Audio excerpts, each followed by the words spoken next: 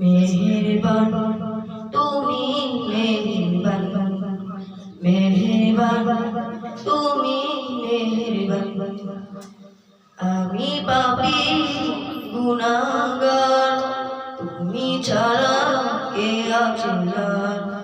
ক্ষমা করো ওগো প্রভু, তওবা করি বারে বার। ইয়া রাহিম রহমান ইয়া কারীম, মেহেরবান মেহেরবান তুমি মেহেরবান, মেহেরবান তুমি মেহেরবান।